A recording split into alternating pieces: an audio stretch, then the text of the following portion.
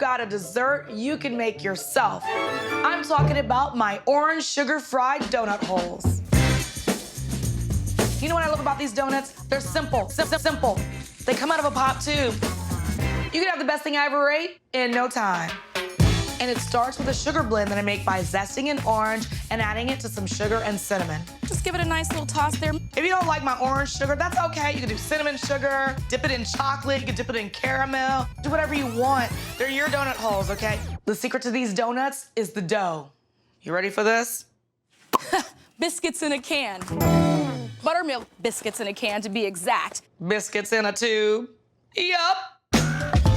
So just cut it into fours, make a neat little ball, and pop it right in.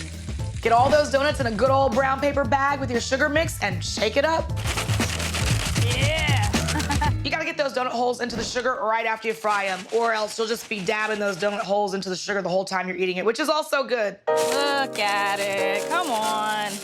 If ever there was a reason to not pay attention to directions on the back of like a food box or in a pop tube, this is it. Do what your heart tells you. Fry them.